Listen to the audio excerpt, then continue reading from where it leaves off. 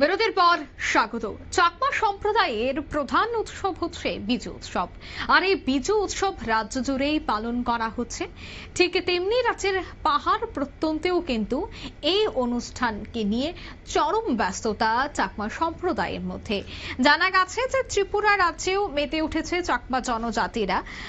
মূলত এপ্রিল মাসের 13, 14 এবং 15 এই 3 দিন এই বিজু উৎসব পালন করা হয়। আজ ছিল ফুল বিজু। এই দিনটিতে নদী, ছড়া, পুকুর এই জায়গাগুলিতে ফুল দিয়ে মোমবাতি জ্বালিয়ে মা গঙ্গাকে অনুসরণ করা হয়। আজ নীলধনপাড়া, ডেপাছড়া, জুরানিয়াপাড়া এবং রমেশপাড়া এছাড়া চাকরিপাড়াতে মিলেই কিন্তু গোমতী নদীতে ফুল, মোমবাতি এবং ধূপকাঠি দেওয়া হয়।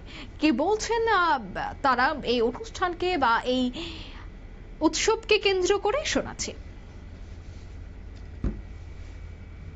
চাকমা সমাজের পক্ষ থেকে সবাইকে ফুল বিজুর শুভেচ্ছা। আজকে প্রথম দিন সকালবেলা আমরা গুমেত নদীতে, গোমতী নদীতে আমরা ফুল গজিয়েছি, যেটা আমরা চাকমাদের ভাষায় বলা হয় গঙ্গিমাকে। ফুল গজানো হয়, ফুল বাসানো হয় না। আমরা নর্মালি আমাদের যেটা ট্রেডিশন আছে সেটা হচ্ছে ফুল গজানো, মানে ফুল দেওয়া। আমরা ভাসানো হয় না। ভাসানো আসছে পরবর্তী কাল থেকে, হয়তো কারোর কাছ থেকে নেওয়া হয়েছে, বাট ইটস অল অ্যাবাউট ফুল গজানো। তো আজকে আমরা খুবই গর্বিত এবং আমরা গুমেতুলের পক্ষ থেকে সবাইকে, ত্রিপুরা বাসী এবং কি পুরো চাকমা সমাজ যারা পৃথিবীতে সবাই আছে, সবার পক্ষ থেকে আমরা সবাইকে শুভেচ্ছা জানাচ্ছি। বিজুর জন্য আগাম শুভেচ্ছা।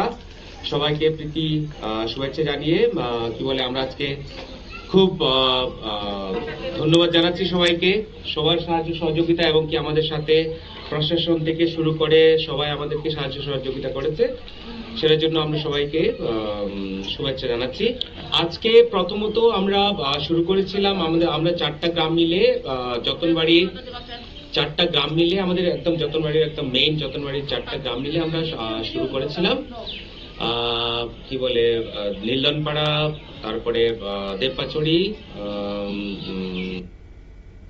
আপনারা শুনলেন তাদের বক্তব্য। ধর্মীয় রীতি মেনেই কিন্তু বিজু উৎসবের আয়োজন করা হয়েছে। করবুক মহকুমা গোমতী নদীর বিভিন্ন তীরেই আজ এই ফুল বিজু অনুষ্ঠানের আয়োজন করা হয়। এই মুহূর্তের সংবাদ এই পর্যন্ত। আমাদের পরবর্তী নিউজ এবং আপডেট দেখার জন্য অবশ্যই চোখ রাখবেন শুধুমাত্র নিউজ ভ্যানগার্ডের বার্তায়। ধন্যবাদ।